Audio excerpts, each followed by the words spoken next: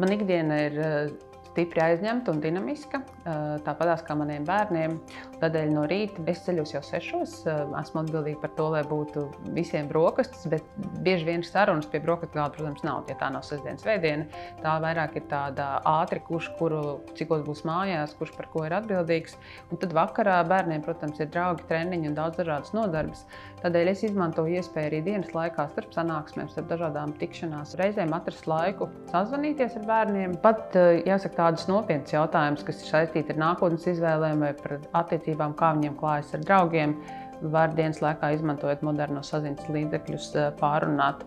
Nevienmēr tam vajag pilnīgu klātesamību. Man liekas, ka ļoti svarīgi, ka mēs atrodam dienas laikā brīdi sarunai ar bērniem. Čau! Čau! Čau! Tu esi mājās no skolas? Jā, tikko atbraucu. Kā tev šodien gāja? Bija labi, viegli sakot, interesanti. Ir tev mazs mirklis sarunai tagad? Jā, tikko atbraucu, ir vēl laiks. Kā tev šodien gāja? Tu teici interesanti. Kas jums bija interesanti skolā? Mums bija interesanti vācu valodas stunda. Zinot, ka ir 4 stundas, viņas beidzot bija interesantas. Mums bija mūzika, vairāk tāda sajūta bija. Mēs klausījāmies vācu mūziku, un no tā vilkām ārā vārdus, kas, manuprāt, beidzot kaut cik interesantāk padarīt to mācīšanos. Ja parasti ir jāņem vārdu un jālasa un jāatcerās, tad man tā ne tā. Bet bija interesanti un arī iemācījos. Jā. Cik tu vārdu šodien apguvi jaunus?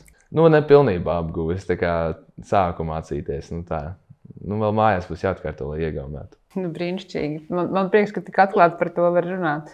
Klau, es domāju, mēs vakar sākām to sarunu par tavu nākotnes idejām. Tu esi domājis, ko tu gribētu darīt pēc ģimnāzijas? Jā, es ticamāk turpināt mācības, bet tieši, ja noteikti tā novirzienā, tad es domāju par datoriku vai inženierzinātnēm, vienu no tā. Es, protams, nezinu specifiski, kur no inženierzinātnēm, tas man ir tāds vēl netik labi izlemts, un programmēšanas arī tiešām tomēr ir tik daudz opcijas, ka es arī vēl nezinu, bet es zinu tiešām apmēram tikai to novirzienu, ko es vēlētos. Ja tu raugies to novirzienu, kuras ir tie mācību priekšmeti, kas tev šobrīd ir svarīgi, tad vairāk mācīties? Kurus tev svarīgi vairāk mācīties? Es teiktu matemātika, fizika, programmēšana. Tie ir arī 3, kas man vairāk patīk. Es teiktu, tie arī, manuprāt, ir vissvarīgākie.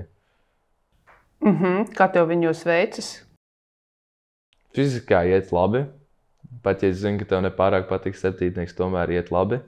Un matemātika arī iet labi, saprotu tēmas. Tas jau man ar to man nav bijušas beigas problēmas. Programmēšana arī, tas ir tagad ir pamats, to jau esmu mācījies, tas kaut kas tāds, ko jau es kaut cik saprotu. Tieši tajos priekšmetos tie, manuprāt, pašlaik ir mani stiprākie priekšmeti. Tu redzi, kā es tev varu vairāk atbalstīt, lai tev tie priekšmeti padotos, vai lai tu varētu virzīties uz to, ko tu esi izraudzījies? Es teiktu, pašlaik pat īsti nē. 10. klasē un 11. manuprāt, nevajadzēs baigi. Es vienkārši turpinu strādāt un pats mācīties, un arī ir interesanti pašam. Tur baigi nav ko. Es domāju, vēlāk noteikti, jo man pašam nešķiet, ka es baigi gatavs atrast visu un nezinu, ja godīgi, kā to visu atrast. Tur noteikti vajadzēs palīdzību, bet tā citādāk pašlaik noteikti man tāds vajag, ka nevajag. Super. Tas izklausās pēc kaut kāda jau maza plāna. Man prieks, ka tu esi par to domājis un tik skaidri formulē tās savas idejas, kas tev liekas interesanti. Un, domāju, ja tev vajag kaut kādu palīdzību vai man iesaist, tu zini, ka vienmēr var ar mani runāt par šo. Tu tālāk dosies uz treniņu? Jā, es pēc kādas pusstundas dodos, jā. Brīnišķīgi. Atceriet, ka cepuri jāuzliek, ja? Jā. Labi, tiksimies vakarā mājās. Čau, lai tev forša diena. Čau. Čau. Tas, ko eksperti iesaka, veidojot sarunu ar pusaudzi, pirmais ir noteikti vienoties par to, ka pusaudzim ir šī mirklī laiks veidot sarunu.